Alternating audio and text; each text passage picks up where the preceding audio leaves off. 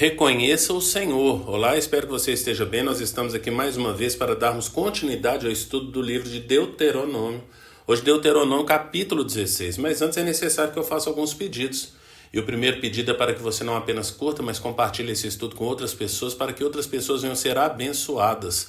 Outro pedido é para que você nos siga nas redes sociais, porque através das redes sociais da igreja você terá acesso à agenda da semana e nela você poderá conferir os dias, horários e temas dos estudos que nós disponibilizamos ali na igreja. Portanto, venha participar, porque certamente você vai adquirir mais conhecimento da palavra de Deus. E outro pedido é para que você leia todo o capítulo, no caso hoje o capítulo 16. E depois desses pedidos eu quero ler aqui com vocês hoje do versículo 5 até o versículo 8, que diz: não ofereçam o sacrifício da Páscoa em nenhuma das cidades que o Senhor, o seu Deus, lhes der. Sacrifiquem-na apenas no local que ele escolher para a habitação do seu nome. Ali vocês oferecerão o sacrifício da Páscoa à tarde, ao pôr do sol, na data da sua partida do Egito.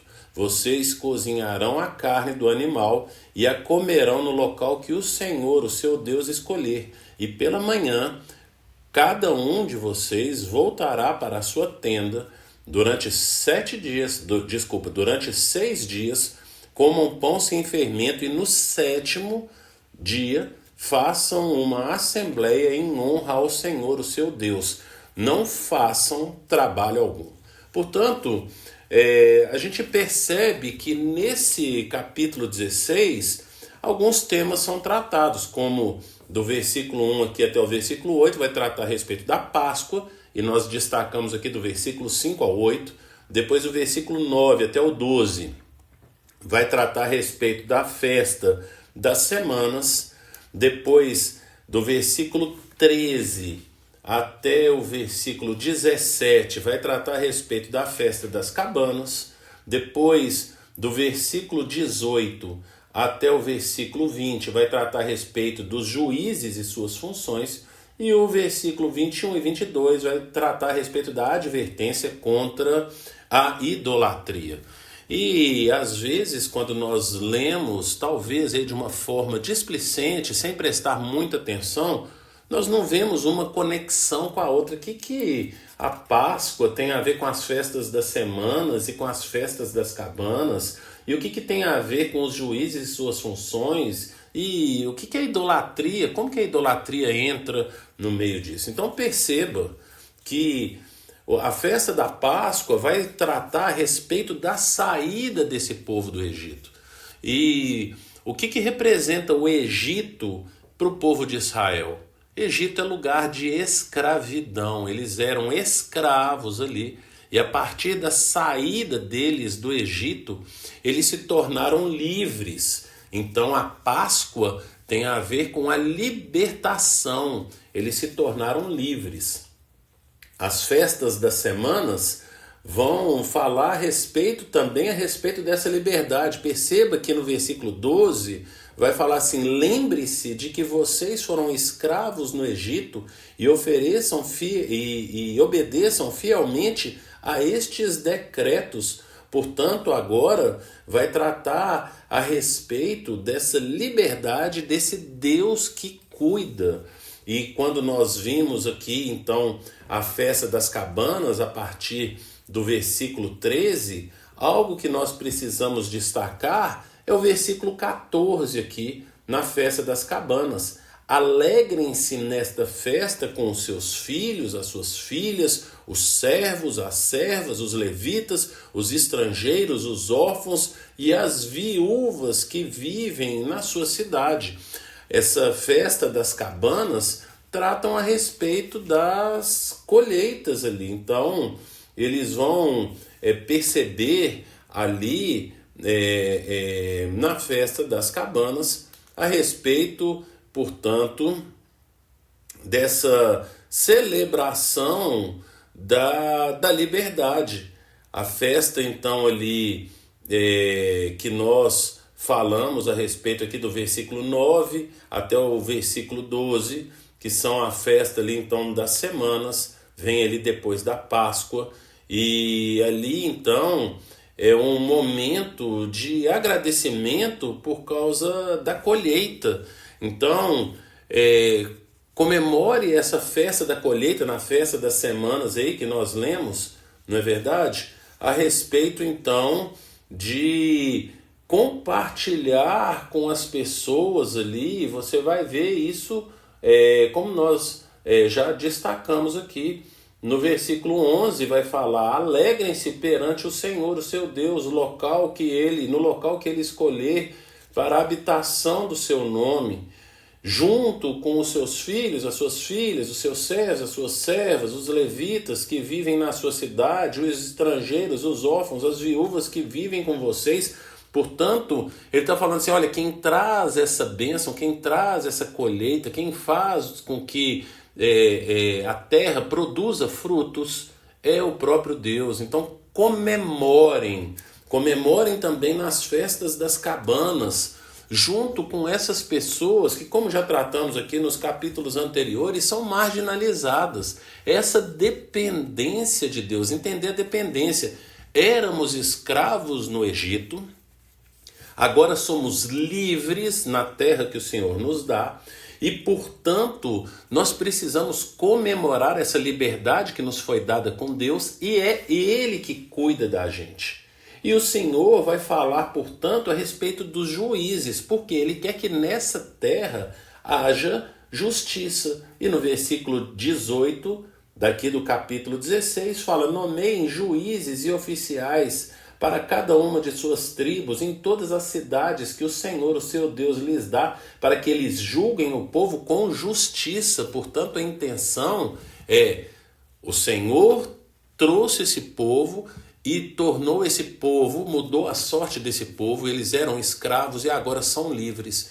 E o Senhor não apenas libertou esse povo, mas tem cuidado deles e tem suprido a necessidade deles. E eles devem produzir justiça no meio deles. Mas algo que eles não podem se esquecer, e é assim que termina o versículo 21 e 22, é assim que termina o capítulo, fala: não ergam nenhum poste sagrado além do altar que construírem em honra ao Senhor, o seu Deus, e não levantem nenhuma coluna sagrada, pois é detestável para o Senhor, o seu Deus. Então aqui termina o capítulo falando a respeito dessa idolatria. Não sejam idólatras, lembrem-se que quem cuida de vocês, quem os libertou, quem os trouxe para essa terra que emana leite e mel, quem tem suprido as suas necessidades é o Senhor e não um ídolo qualquer. Então nós percebemos aí esse elo, né, entre a Páscoa, a festa das cabanas, a festa aí das semanas, os juízes e também essa advertência contra a idolatria. Então uma coisa liga a outra, vai fazendo essa construção desse pensamento. Mas algo que é necessário que eu traga aqui para que a gente venha pensar é a partir desse texto que nós destacamos. Então, vamos perceber como é que isso aponta para Jesus. Lá no versículo 5 fala: não ofereçam os sacrifícios da Páscoa em nenhuma das cidades que o Senhor, seu Deus, lhes der. Sacrifiquem-na apenas no local que ele escolher para a habitação do seu nome. Então, qual que foi o lugar que o Senhor escolheu para a habitação do nome dele? Jerusalém. Esse foi o lugar. Portanto, ali em Jerusalém é construído o templo. Salomão constrói ali o templo e é ali que o Senhor estabelece o nome dele. Depois o texto vai continuar: ali vocês oferecerão o sacrifício da Páscoa à tarde, ao pôr do sol, na data de sua partida do Egito. Portanto, o que aconteceu ali em Jerusalém, mais precisamente no Monte Calvário, no final da tarde? Foi a morte de Jesus ali, e é a partir da morte de Jesus que nós fomos libertos do nosso pecado que nos separava do Senhor. Portanto, a gente percebe como que desde aqui de Deuteronômio, cerca aí de 1400 anos antes de Cristo, já tudo apontava para Cristo, ali em Jerusalém, cidade que ainda não existia nesse período aqui de Deuteronômio, ainda não pertencia, né, ao povo de Israel, ainda não era a capital do reino. Quem vai estabelecer essa capital ali em Jerusalém vai ser Davi, e quem vai construir o templo ali seria Salomão, vai ser Salomão que constrói esse templo. E no período em que ainda não há a divisão do reino de Israel, o reino de Israel só será dividido com Roboão, filho de Salomão. Portanto, já está apontando para esse lugar, e a gente precisa perceber, então, diante do texto exposto, que ele aponta para Jesus. Se aqui o povo está sendo liberto do Egito para viver essa liberdade na terra de Canaã, que foi a terra que o Senhor deu para esse povo, então nós percebemos que nós recebemos uma libertação também, mas é uma libertação espiritual, é uma libertação dos nossos pecados, e quem promoveu isso foi Jesus Cristo, ele que se ofereceu como sacrifício para tomar o nosso lugar ali na cruz, porque quem merecia estar ali na cruz não era Jesus, porque ele não cometeu nenhum pecado, mas éramos nós. E é o nosso pecado, como diz lá em Colossenses capítulo 1, versículo 21, é o nosso pecado que faz distinção entre nós e o nosso Deus.